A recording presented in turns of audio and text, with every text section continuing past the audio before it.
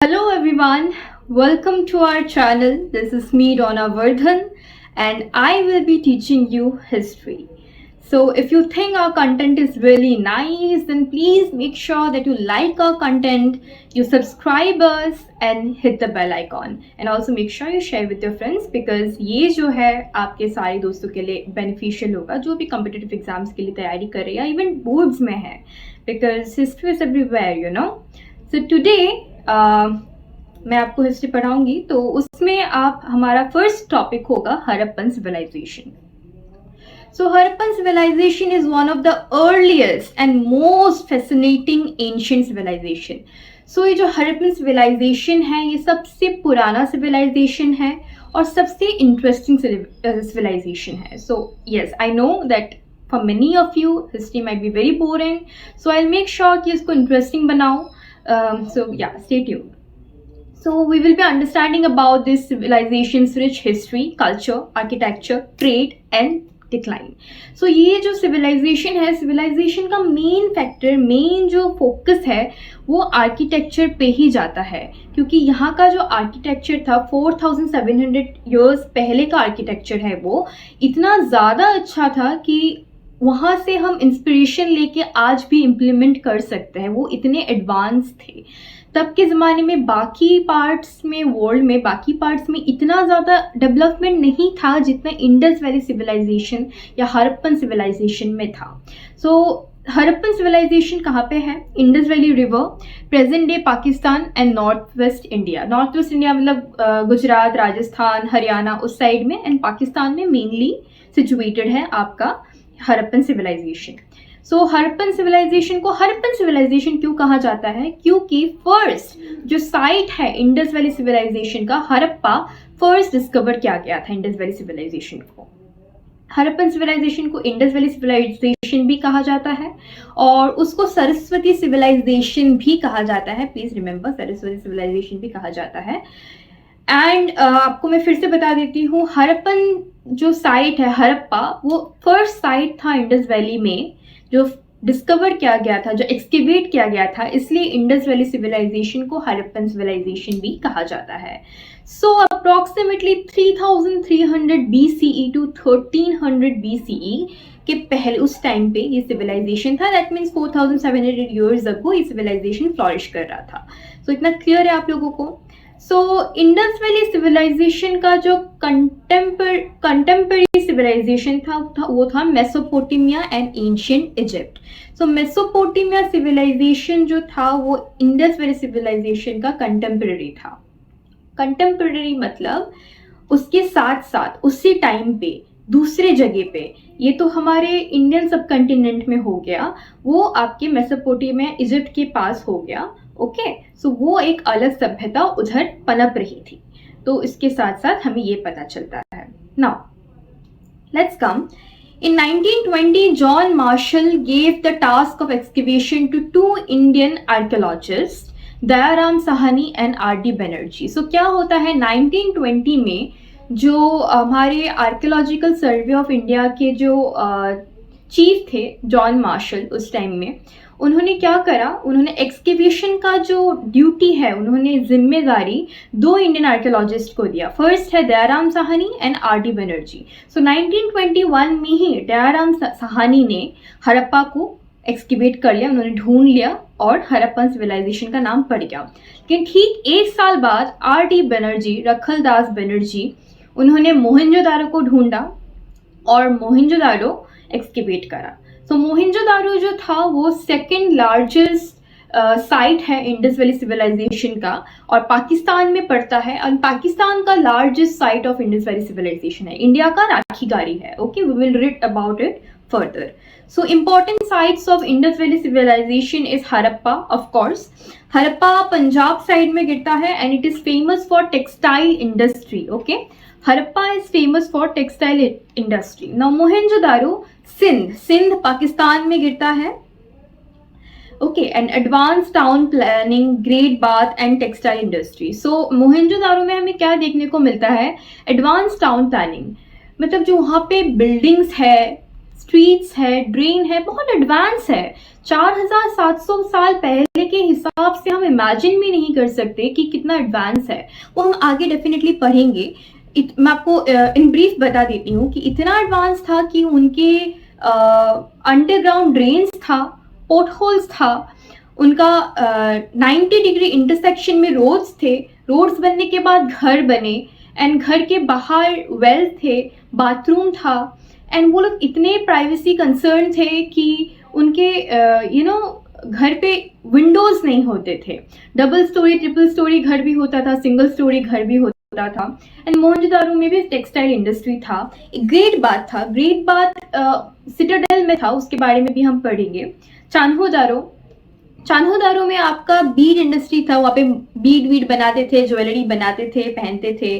Coat दीजी, अमरी, सुटका गेंडोर सबसे वेस्टर्न मोस्ट साइट हो जाता है इंडस वैली सिविलाइजेशन का। मंडा आपका हो जाता है northern most site, Daimabad southern most site हो जाता है। ओके, एंड रोपर, राखीगढ़ी, राखीगढ़ी आपका सबसे, जैसे मैंने आपको कहा था राखीगढ़ी, ये आप मार्क कर लीजिएगा। राखीगढ़ी इंडिया का तो है ही, और इंडस वैली सिविलाइजेशन का सबसे लार्जेस्ट साइट है। Okay, it is one of the largest site of Indus valley civilisation. Then Kalibangan and Dholavira, Allahdino etcetera, there are many more sites. So बहुत साइट्स है। सो कालीबंगन में आपका था bangle industry. Okay, it was famous for bangle industry. वहाँ पे bangles बनाया जाता था, इनका तरह तरह के और भी बहुत कुछ होता था। धोलावीरा का यहाँ पे ग्रेट इंपॉर्टेंस है, क्योंकि मैं आपको बता देती हूँ, बाकी सारी जगह में हड़प्पा, मोहनजोदारो, वहाँ पे सिर्फ 2 ही पार्ट्स था सिटी का। एक हो गया सिटाडेल, एक हो गया लोअर टाउन, लेकिन धोलावीरा में आपका 3 पार्ट्स था। ठीक है, उसके बारे में हम फर्दर पढ़ेंगे। सो ये आपको एक ब्रीफ इंट्रोडक्शन टाइप मैंने दे दिया। तो अभी आते हैं व्हाट दे ईट। वो क्या खाते थे, व्हाट डिड दे ईट, क्या खाया करते थे। तो हड़प्पन्स बहुत कुछ खाया करते थे। ओके, प्लांट से लेके एनिमल प्रोडक्ट्स, इवन फिश भी खाया करते थे। जो आर्कियो बोटानिस्ट थे, जो डेफिनेटली पुराने पास्ट के जो सीड्स हो गए, मिलेट्स, राइस, ये सब के जो दाने हो गए, इसको लेके स्टडी करते हैं। उन्होंने कहा है कि हड़प्पन साइट्स में उन्हें वीट मिला है, बार्ले मिला है, लेंटिल्स, चिकपी, सीसम भी मिला है, मिलेट्स भी मिला है गुजरात में। तो इससे हमें ये पता चलता है कि हड़प्पा के लोग, जो इंडस वैली सिविलाइजेशन के लोग हैं, वो बहुत कुछ खाया करते थे, राइट।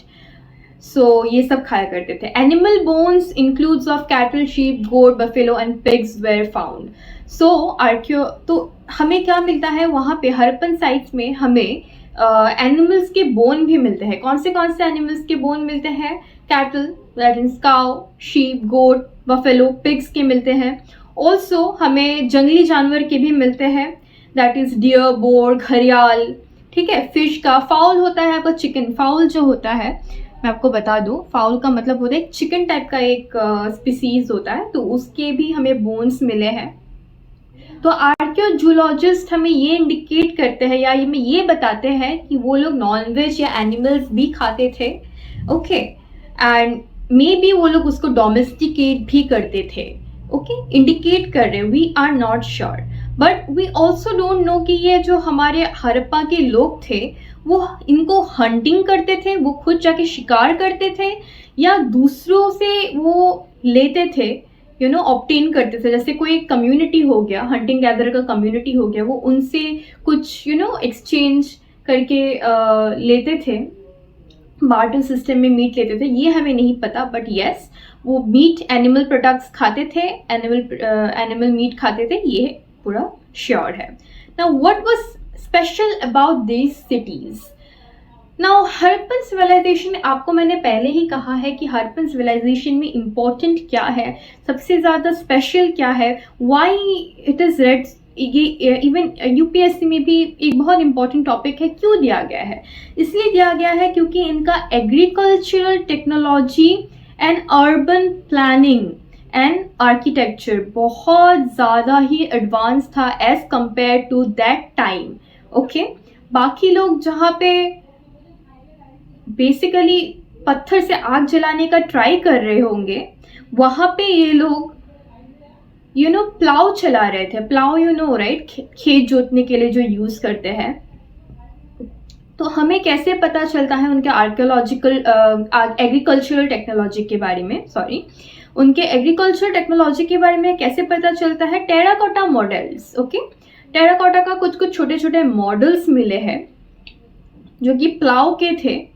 ओके, चोलिस्तान में मिला है और बनावली में मिला है प्लाव के मॉडल्स। मोस्ट प्रोबेबली ये जो मॉडल्स थे ये बच्चे इससे खेला करते थे, और ये बनाया गया है इसलिए क्योंकि रियल लाइफ में भी एग्जिस्ट करता होगा, तभी उन्होंने ये बनाया है, राइट।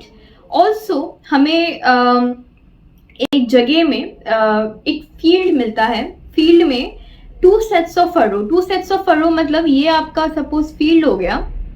ओके, ये आपका फील्ड हो गया, और ऐसे टू सेट्स। अगर यहाँ पे आपका ये अगर कैबेज है, रेड लाइन कैबेज है, देन यहाँ पे पोटैटो का आपका वो उगा रहे हैं। ओके, फिर उसके बाद कैबेज, फिर आपका पोटैटो।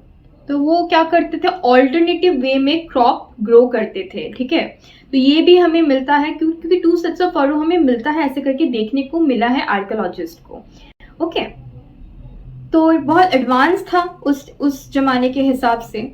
सो और एक चीज़ हम एग्रीकल्चरल उसमें हम देख सकते हैं, टेक्नोलॉजीज में देख सकते हैं कि वहाँ पे इरिगेशन का भी सिस्टम था। क्यों था? फर्स्ट इज हड़प्पन साइट बहुत सेमी एरिड जगह में था, मतलब ड्राई एरिया में था मोस्टली। पंजाब राजस्थान तो बहुत ड्राई ही एरिया है, राइट। तो वहाँ पे irrigation was definitely required. Without irrigation तो चलेगा ही नहीं, irrigation is very important. Otherwise पानी ही नहीं मिला, अगर प्लांट्स को पानी ही नहीं मिला वो उगेंगे नहीं तो फल फूल होगा नहीं। तो हमें क्या मिलता है? शोटुघाई जो अफगानिस्तान है उस जगह में हमें कैनल्स का ट्रेस मिलता है। ऑफकोर्स वो कैनल्स बंद हो गया है, बहुत 4700 साल पुराना है, तो ऑफकोर्स अभी तक तो वर्किंग रहेगा नहीं, तो वो मिट्टी विट्टी बंद हो गया है। लेकिन उसका ट्रेस हमें मिलता है कि कैनल्स था वहाँ पे, ठीक है। कैनल से पानी आता था। ओके, सपोज ये आपका खेत हो गया, यहाँ पे आपका वाटर रिजर्वियर हो गया, और यहाँ से पानी आपका कैनल्स के थ्रू आता था। तो शोटुघाई इन अफगानिस्तान, प्लीज याद रखिएगा, इट इज़ वेरी इंपॉर्टेंट, आपके एमसीक्यूज में आ सकते हैं। तो वहाँ पे आपका कैनल का ट्रेस मिला। Most likely water were drawn from wells was use for irrigation also. बाकी जो जगह थे वहाँ पे कैनल्स नहीं मिला, लेकिन वहाँ पे इरीगेशन कैसे होता था? वेल्स होते होंगे वहाँ पे, वेल जो होते हैं कुआं से वो लोग पानी उठाते थे और पूरा इरिगेट करते थे पानी से पूरा अच्छे से। इवन धोलावीरा के बारे में मैंने आपको कहा था, गुजरात में जो है, जहाँ पे 3 पार्ट्स थे सिटीज़ के, जो कि काफ़ी यूनिक है एज पर अदर सिटीज़, क्योंकि बाकी में 2 ही पार्ट्स थे, राइट। तो वहाँ पे वाटर रिजर्वॉयर्स भी पाए गए हैं जहाँ से पानी लेकर खेत में दिया जाता था। अभी हम आते हैं अर्बन प्लानिंग की और आर्किटेक्चर की ओर। So the development of the urban centre is the most unique feature of the Harappan civilisation. So ये जो हड़प्पन सिविलाइजेशन का सबसे यूनिक चीज़ अगर आपसे कोई पूछे तो हम बोलेंगे अर्बन प्लानिंग।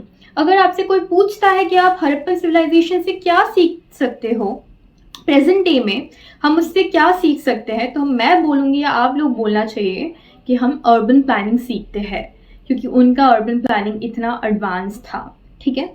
सो जैसे मैंने आपको कहा था, many of the cities were divided into 2 और more parts, basically 2 parts, only Dholavira ही 3 पार्ट्स में डिवाइडेड था।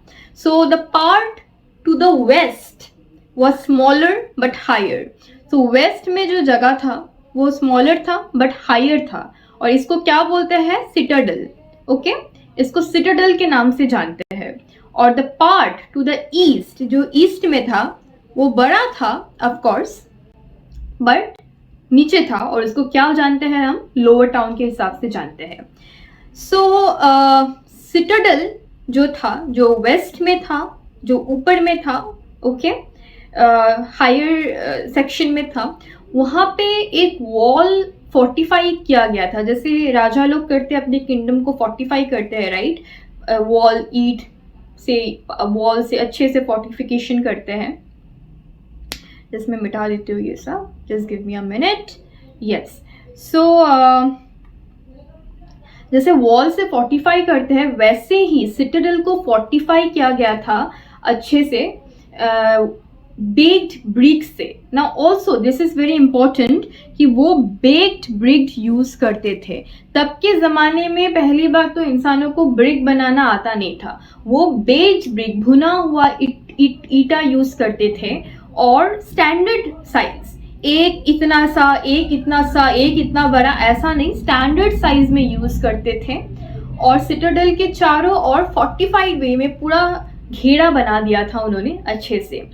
ऑल्सो जो लोअर टाउन था, लोअर टाउन बेसिकली सिटाडेल के नीचे जो लोअर टाउन था, वहाँ पे जो घर थे, जो रेसिडेंशियल एरिया बिल्डिंग्स थे, वहाँ पे बिल्डिंग्स बहुत ऑर्गेनाइज वे में था। लाइक आपका मान लो वेट, यहाँ पे नहीं, यस, बहुत ऑर्गेनाइज्ड वे में। जैसे मैं आपको एक सिंपल सा ड्राइंग बना के दिखा देती हूँ। सो ऐसे ऐसे आपका एक इंटरसेक्शन, बहुत 90 डिग्री इंटरसेक्शन में फर्स्ट उनके रोड होते थे। रोड के साइड में आपके ड्रेन्स होते थे, ओके, रोड के साइड में आपके ड्रेन्स होते थे। और हर ड्रेन के साइड में घर होता था, ऐसे यहाँ पे घर होता था। और हर घर के बाथरूम स्ट्रीट में जो ड्रेन थे उससे कनेक्टेड रहता था, ओके। हर घर का जो बाथरूम होता था वो स्ट्रीट के ड्रेन से कनेक्टेड रहता था। दैट शोज दैट उनका जो ड्रेनेज सिस्टम था बहुत सोफिस्टिकेटेड था। आज जैसे आप बड़े बड़े शहर में चले जाओ, drainage system is not good. घर बना लिया, ड्रेन बनाने का जगह नहीं है, ड्रेन रास्ते के ऊपर आ रहा है, ऐसा नहीं था हड़प्पन सिविलाइजेशन में। हड़प्पन सिविलाइजेशन में पहले उन्होंने रास्ता बनाया, रास्ता के बाद उन्होंने बनाया ड्रेन, ड्रेन के बाद उन्होंने बनाया घर। और सब 90 डिग्री इंटरसेक्शन में, तेरा मेरा वैसा कुछ नहीं, सब 90 degree, 90 degree you know right, this is 90 degree, okay, this is 90 degree. तो 90 डिग्री के एंगल में सब बनाया गया।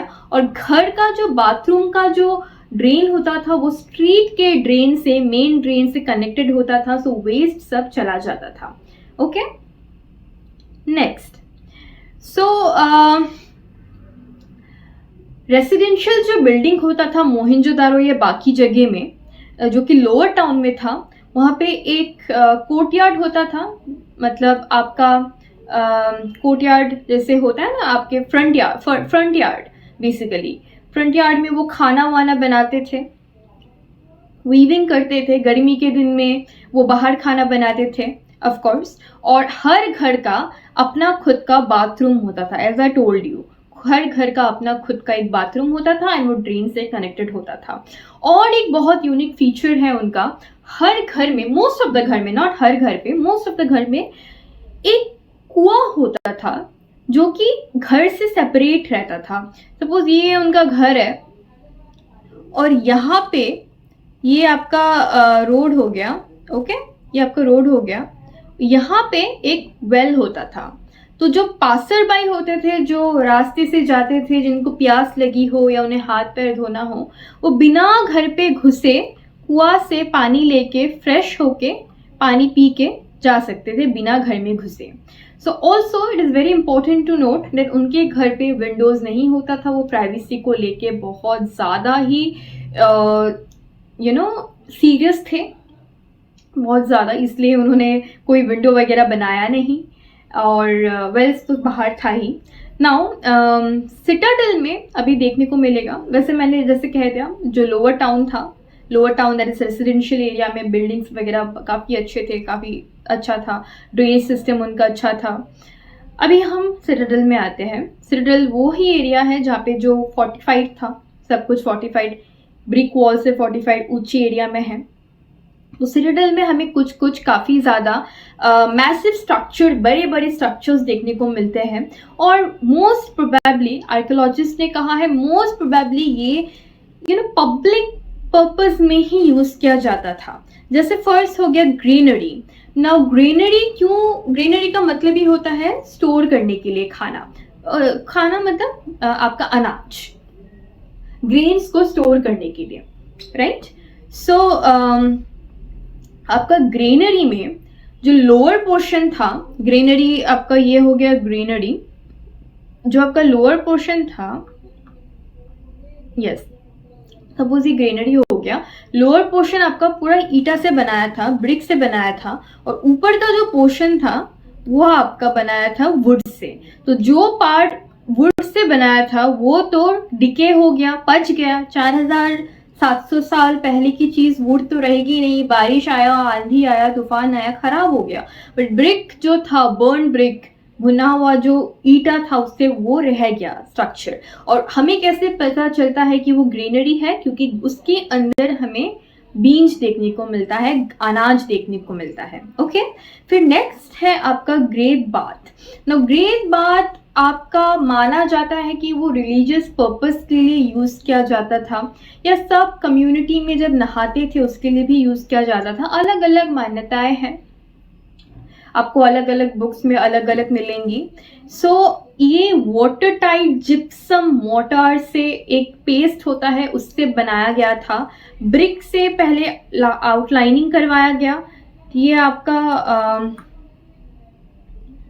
Wait, let me remove it, yes. पहले ये आपका हो गया ग्रेट बाथ। तो ग्रेट बाथ पे पहले ईटा से आपका पूरा अच्छे से बाउंड्री दे दिया गया, लेयर दे दिया गया। ओके, एंड उसके बाद क्या किया जाता है, जिप्सम और मोटार का जो जिप्सम मतलब एक पेस्ट होता है, ओके, उससे पूरा अच्छे से उसको कवर कर दिया जाता है, जिससे पानी लीक होके बाहर ना जाए। ऑल्सो वहाँ पे ऐसे स्टेप्स दिए जाते हैं दोनों साइड से, ओके, जहाँ से लोग अंदर आ सके, अंदर जा सके। ये मैंने बाहर की तरफ बना दिया गलती से। सो ऐसे अंदर स्टेप्स दिए गए जहाँ से दोनों तरफ से लोग अंदर जा सके। ओके, और एक खासियत थी कि यहाँ पे तीनों ओर से रूम्स थे, चार करके रूम थे आपके, चार रूम थे, चारों ओर में रूम्स थे। तो रूम्स क्यों दिए गए? क्योंकि लोग वहाँ पे एक बाथरूम की तरह यूज़ किया जाता था, वहाँ पे भी ड्रेनेज सिस्टम दिया गया था। लोग वहाँ पे नहा सकते थे, गेट बाथ में नहाने के बाद ड्रेस चेंज कर सकते थे। ऑल्सो वहाँ पे एक बहुत बड़ा कुआं था, वेल था, जहाँ से मे बी पानी का सप्लाई ग्रेट बाथ में दिया जाता था। Okay, I hope this much is clear. Now social difference हमें कैसे पता चलता है? ये जो हड़प्पन सिविलाइजेशन है, जैसे आज के ज़माने में हो गया, आपका गरीब है, अमीर है, बहुत अमीर है, अल्ट्रा रिच है, अंबानी है, या तो बहुत गरीब है। तो हमारे जो समाज में एक बहुत ज़्यादा सोशल डिफरेंस है, राइट। तो तब के ज़माने में क्या क्या सोशल डिफरेंस था, हमें कैसे पता चलेगा? तो हमें पता चलेगा बूरियल साइट से, दफनाने का जो जगह है वहाँ से हमें पता चलेगा। पहले बात तो आप ये नोटिस कर लो, ये मार्क कर लो कि जो हड़प्पन सिविलाइजेशन के लोग थे वो अपने डेड बॉडीज को क्रीमेट जलाते नहीं थे, क्रीमेट नहीं करते थे, वो बड़ी करते थे। तो वो क्या करते थे, पहले वो लोग खोदते थे, एक खोद लेते थे एक जगह, वहाँ पे डेड बॉडी को रखते थे। कभी कभी जो पिट खोदा जाता था वहाँ पे ईटा से लेयरिंग कर दिया जाता था, उसके बाद डेड बॉडी को रख दिया जाता था। ऑल्सो कभी कभी डेड बॉडीज के साथ पॉटरी मिलता था, ऑर्नामेंट्स मिलता था, कॉपर का मिरर मिलता था, mirror, okay. Also semi precious stones भी मिलता है, और दोनों, ओके। कभी कभी किसी डेड बॉडीज में मिला है बहुत सारे सेमी प्रीशियस स्टोन्स, किसी में नहीं मिला है।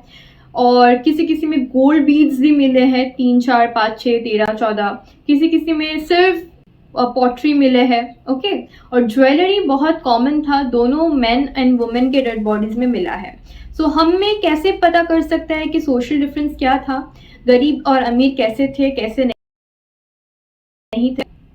डेफिनेटली हम ग्रेव के थ्रू पता कर सकते हैं, क्योंकि जो अमीर होगा उसके ग्रेव में गोल्ड बीड्स या प्रीशियस स्टोन्स वगैरह ज़्यादा होगा। जो थोड़ा गरीब होगा उसके मतलब कफन में या उसके पिट में ज़्यादा इम्पॉर्टेंट ज़्यादा प्रीशियस स्टोन्स वगैरह नहीं होगा, एक आध पॉटरी वगैरह होगी, यूटेंसिल वगैरह होगी, राइट।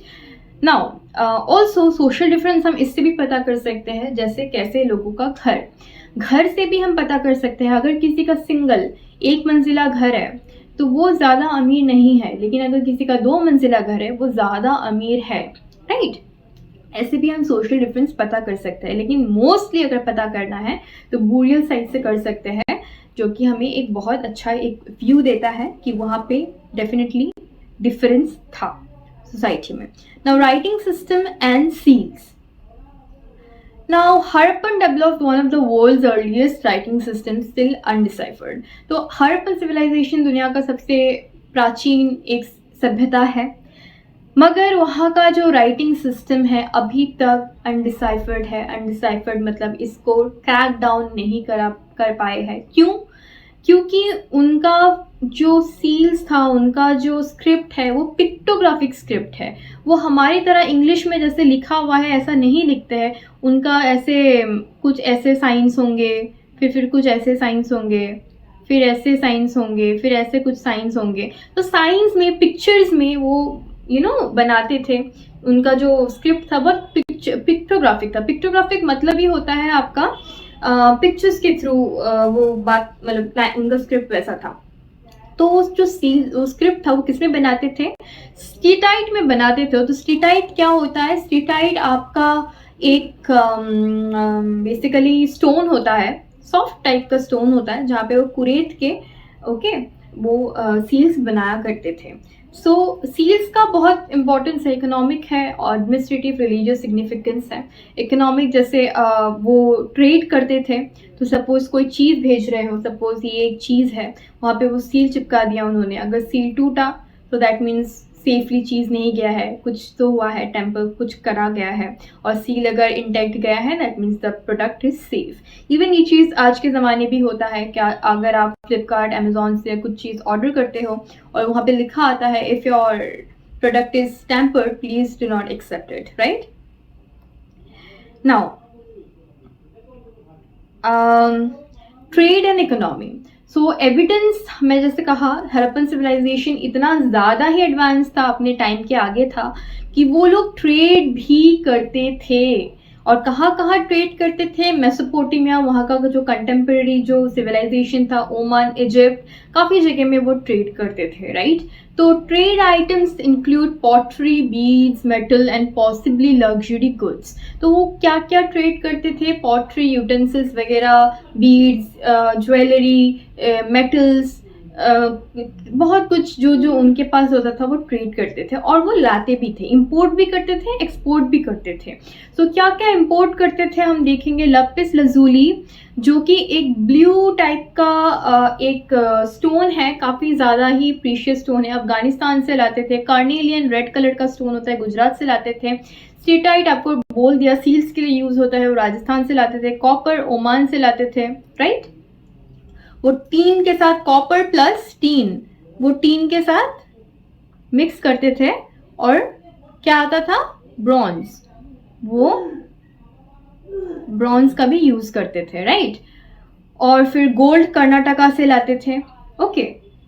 सो ये सब क्या इंडिकेट करता है कि वो बहुत एक सोफिस्टिकेटेड इकोनॉमिक सिस्टम, एक ट्रेड सिस्टम फॉलो करते थे। ऑल्सो जो वो बीड्स वगैरह लाते थे, जो इतना प्रीशियस स्टोन वगैरह लाते थे, वो मेजर किससे करते थे? उसके लिए भी उनका स्टैंडर्डाइज्ड वेट एंड मेजर्स था, ठीक है। जैसे हमारा अभी 1 kg, 2 kg, 3 kg स्टैंडर्डाइज्ड है कि नहीं, राइट। तो उनके टाइम में भी स्टैंडर्डाइज क्यूब्स टाइप के थे, जिसके थ्रू पे छोटे छोटे, I don't know 1 kg 2 kg करते थे कि नहीं, लेकिन ऐसे छोटे छोटे क्यूब्स टाइप के थे, स्टैंडर्डाइज चार्ट मटेरियल के बनाया गया था वो। ओके, सो उससे उन्होंने बनाया था। एंड वो आपका जो इम्पोर्टेंट जेम्स है, जो इम्पोर्टेंट प्रीशियस स्टोन है, उसको वो मेजर करते थे। ना social structure and daily life, so हम ये तो पता हमने कर ही लिया है कि उनका लाइफ कैसा था। वो काफ़ी ज़्यादा प्राइवेट इंसान थे, काफ़ी ज़्यादा प्राइवेसी कंसर्न थे, काफ़ी ज़्यादा उनका जो सिस्टम था, जो म्यूनिसिपल सिस्टम था या रेजिडेंशियल सिस्टम था, काफ़ी ऑर्गेनाइज था।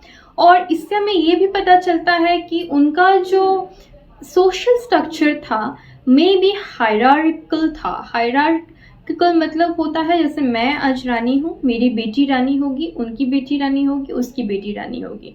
ओके, ऐसा यहाँ पे मोनार्की का शायद से चांसेस है या रिपब्लिक था, एज ऑफ नाउ कुछ नहीं पता। लेकिन डेफिनेटली यहाँ पे एक ऐसा स्टैचू मिला है प्रीस्ट किंग का, जिससे आर्कियोलॉजिस्ट या हिस्टोरियंस अनुमान लगाते हैं कि वहाँ पे हायरार्किकल सोशल स्ट्रक्चर था। ओके, एंड ऑल्सो ये भी कहा जाता है, क्योंकि प्रिस्ट किंग का हमें मूर्ति मिला है, स्टैचू मिला है, इससे ये भी कहा जाता है कि काफ़ी पेट्रियार्कल सोसाइटी था हड़प्पन सिविलाइजेशन। बट उसके कॉन्ट्राडिक्टरी कुछ हिस्टोरियंस ये भी क्लेम करते हैं कि जो हड़प्पन सिविलाइजेशन था वो मैट्रियार्कल था, क्योंकि हमें वहाँ पे काफ़ी फीमेल फिगरेंस भी मिला है, गॉडेस डिटीज़ का। ऑल्सो एक डांसिंग गर्ल का भी फिगर मिला है, जहाँ पे जो स्टैचू है वो नेकेड है और उनके हाथ में कुछ बैंगल्स है और वो डांस कर रही है। ओके, सो हमें क्राफ्ट, वहाँ पे जो लोग थे वो क्राफ्टमैनशिप में एडवांस थे ऑफ कोर्स, जैसे पॉटरी, ज्वेलरी, मेटल वर्क सब कुछ करते थे, right. Terracotta work, of course agriculture में वो थे, I am sure hunting gathering भी करती होंगे, कल्चर वगैरह। सो उनका ड्रेनेज सिस्टम भी एडवांस था एंड पब्लिक हेल्थ सैनिटाइजेशन में भी उनका बहुत ज़्यादा ही उनका इम्पोर्टेंस उन्होंने दिया था, जितना तो आज के ज़माने में हम लोग नहीं देते हैं उतना उन्होंने दिया था, राइट। नेक्स्ट आपका टॉपिक है रिलीजियस एंड बिलीफ। तो उनका मान्यता, वो क्या बिलीफ रखते थे, तो वो मेल एंड फीमेल दोनों को पूजा करते थे। मेल में पशुपति या शिवा या प्रोटोशिवा, जैसे पशुपति प्रोटोशिवा आपका एक ऐसा सील पाया गया था, आप अगर ऑनलाइन सर्च करोगे आपको दिखेगा पशुपति शिवा प्रोटोशिवा, जहाँ पे एक योगिक पोजीशन में बैठे हैं एक मेल फिगर, जहाँ के आसपास कुछ एनिमल्स है। ओके, एंड मदर गॉडेस एक फिगर है, फीमेल फिगर है, जिसको मदर गॉडेस कहा गया है। तो वहाँ पे मेल एंड फीमेल दोनों को पूजा जाता था। अभी आते हैं डिक्लाइन एंड डिसअपियरेंस में, कैसे ये जो इतना बड़ा सभ्यता था, इतना एडवांस सभ्यता था, इसका डिक्लाइन कैसे होता है। सो कुछ थ्योरीज हैं, काफ़ी सारी थ्योरीज हैं कि नेचुरल डिजास्टर हुआ, एनवायरमेंटल डिग्रेडेशन हुआ, ओके, या तो इंडो आर्यन ने माइग्रेट करा। कुछ कहते हैं कि फ्लड हो गया, फ्लड की वजह से सबको माइग्रेट करके जाना पड़ा। कुछ कहते हैं कि काफ़ी ज़्यादा ही कैटल रियरिंग कर रहे थे, काफ़ी ज़्यादा कैटल्स थे तो उन्होंने डिफॉरेस्टेशन कर दिया। कुछ कहते हैं कि आर्यंस आए, आर्यंस ने सबको मार दिया। लेकिन कुछ भी थ्योरी ये अभी तक जस्टिफाई नहीं कर पाए कि जो पूरा का पूरा सिविलाइजेशन था इतना बड़ा, हाँ, इतना ज़्यादा वास्ट सिविलाइजेशन एक बार में कैसे वास्ट हो गया, ये आज तक एक मिस्ट्री है। सो हमें देखने को मिलता है अराउंड 1900 BC में मेजर सिटीज़ जैसे हड़प्पा, मोहनजोदारो आपका डिक्लाइन की तरफ आते गया और ये सभ्यता ख़त्म हो गया। तो इसी के साथ मैंने बहुत ब्रीफ में बहुत ट्राई करा कि आपको समझा दूँ हड़प्पन सिविलाइजेशन। कुछ भी आपको डाउट होता है तो आप कमेंट कर दीजिए, मैं डेफिनेटली रिप्लाई करूँगी, आपको समझाने का ट्राई करूँगी। And thank you for watching till now. Please make sure आप सब्सक्राइब करें चैनल को, आपके लिए फ्री है लेकिन हमें इससे मोटिवेशन मिलती है। प्लीज़ लाइक करें, शेयर करें एंड बेल आइकन डेफिनेटली दबाएं। Thank you so much.